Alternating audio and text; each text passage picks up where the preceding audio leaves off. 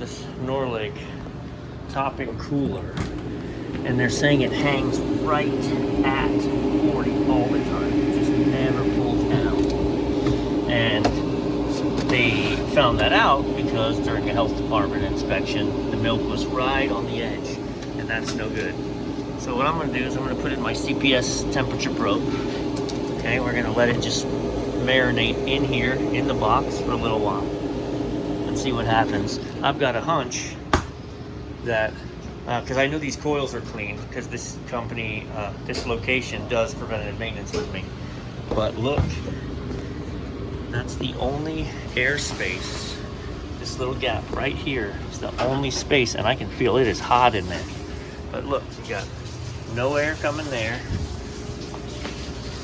no air coming there. So I'm gonna leave it like this. I'm gonna let it run. We're gonna see where my temperature probe ends up. Then I'm just gonna pull it forward for a foot and let it run, and we'll watch if my probe's run. All right, sorry, there's lots going on. So we settled at about 43 in the box. As you can see, I can screenshot it.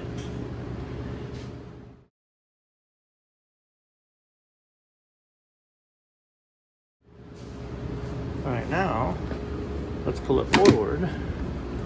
I don't want to open the, let's pull this forward, give it some airflow, see what happens.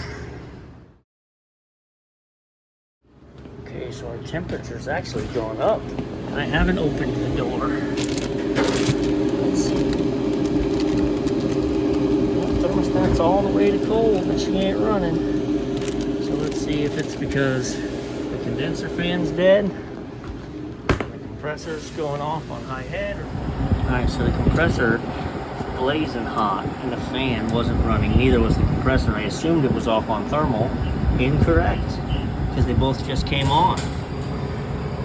So, why did they both just come on if the box has been 40 degrees? I need to check that thermostat inside. See what's going on with it. I want to sit here and watch it run.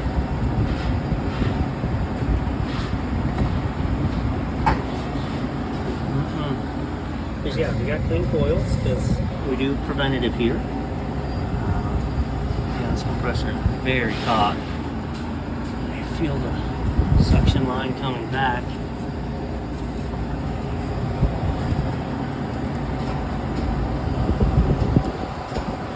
Could be a little short on gas.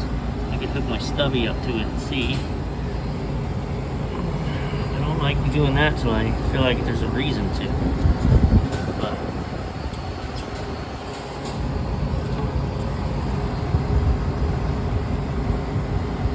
I'm gonna grab my stubs because I'm thinking we're off on low pressure. Don't have much cold coming back, so I'm gonna go get my stubbies and hook up, and we'll see what we're looking like on charge on this thing, because that would make sense why everything's off. All right, my assumptions were wrong on all counts. The unit is actually not running right now. When it does run, she pulls down to about 10 PSI, and this is only at less than 100. We're running 134. 34 is the outer ring there. So 20, that's 40. So we want to be running like 30 PSI, but we're running 10.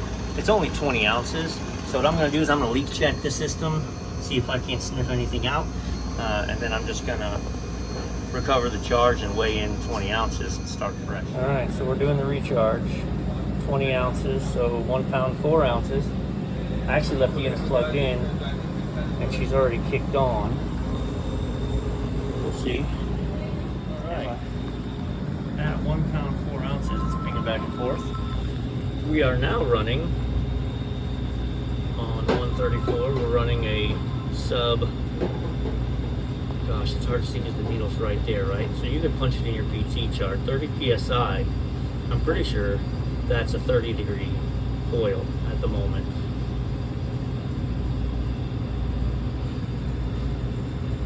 So, much better pressures. As she runs, I don't like this. Like, she's continuing to pull down.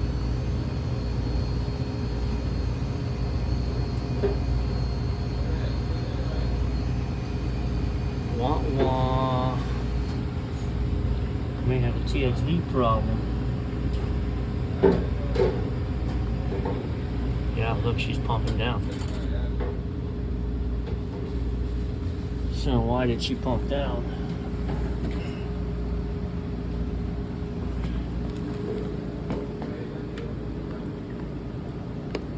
Rails on.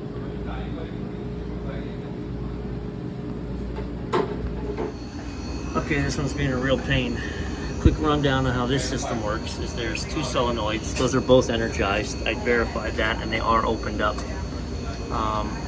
We're backwards, but we're sitting at 35 psi, and we're currently set to cut in at 35 psi.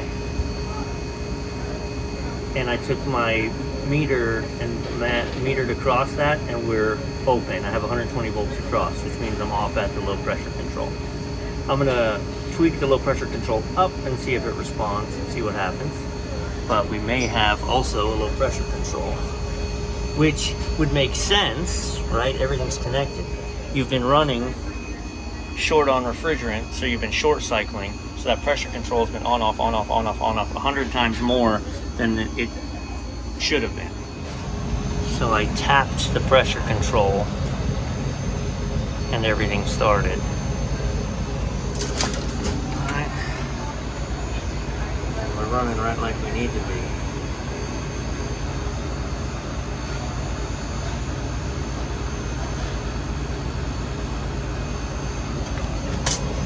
Alright, let's chill. Yeah, she just shut down again. For no real reason. She didn't pump down, she just shut down.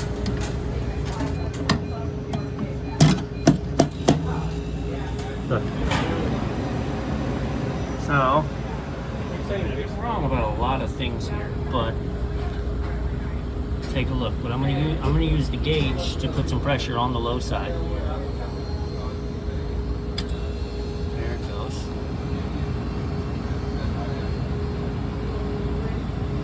The unit's running.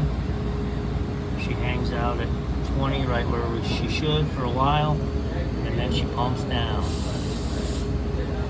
I know my solenoids are energized because I voltaged them. And there's two circuits anyway, so figure out.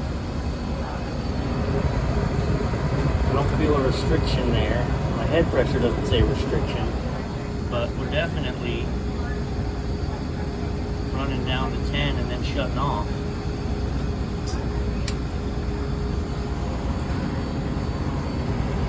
I just heard a click though, and it wasn't the low pressure switch, so I wonder if we got a solenoid. Yeah, so I heard a click, and the pressure's opened back up.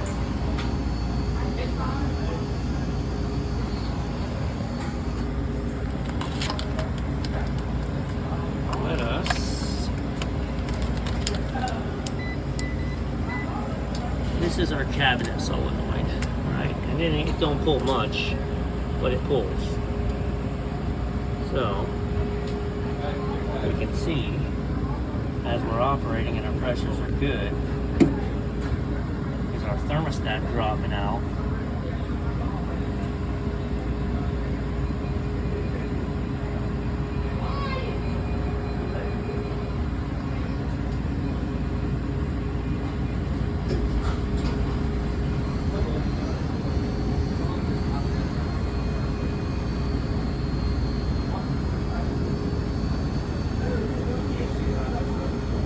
Pumping down.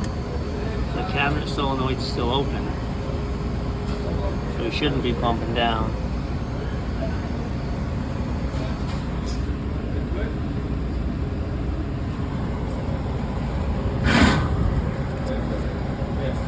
Alright, here's a beautiful example of something that I talk about and then I don't live what I preach, is not to get distracted by your preconceived, right? I had all the ideas in my head of what was wrong with this unit. You know, I thought it was too close to the wall, and I thought it was low, it was a little low on charge. And then it looked like a low pressure control, instead of just saying, let's go through the system. This thermostat was intermittently calling. which is crazy because the bulb was broken. When I opened it up, this was already separating, and then when it broke, it didn't even give me that psst. So I'm surprised it didn't just fail open, but it was intermittently opening and closing. So, all right, let's talk about what we've done. I'm putting in a digital controller. So here's how it works. Red's bringing the power in. One of these black lines is to our evaporator fans. One of these black lines is to power into the controller, and one is to the cooling circuit. And then this is the output of the cooling circuit to the solenoid. I take my screwdriver and I poke in so that I can bury this probe in the coil. Because I'm not running on air temps, I'm running on coil temps. So I set this for 25 with a 13-degree differential. So it's gonna go till the coil is 25 degrees, then it's gonna shut off, and then it's gonna air defrost to 38. So this box should never get above 38 degrees. If you just put it in the room, what happens is, I've had terrible luck with that. The door gets open, close, open, close, open, close, open, close. Like, so I've got this door open, and still, my coil temp is down to 40. So if you have air temp, my air temp's probably 60 degrees in here.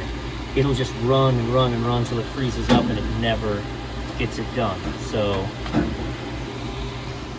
all right, I bumped the pressure control down a tiny bit to cut in, so that it's not struggling to cut in. So right now, 31-degree coil, we're down to 41. Just let her keep running. All right, 30-degree box. So that'll work. Sometimes you have to play with them a little different. I'd be all right since we're already a 30-degree box, changing this to 27. Sorry, so we're gonna change this to 27. Since that got me to 30 degrees. Okay, now we have to change the differential to 11. Because 27 plus 11 is 38. Bada bing, done. All right, final video. 32, and we're climbing to 38, and then it'll kick back in. Perfect. And these can rest on the shelf.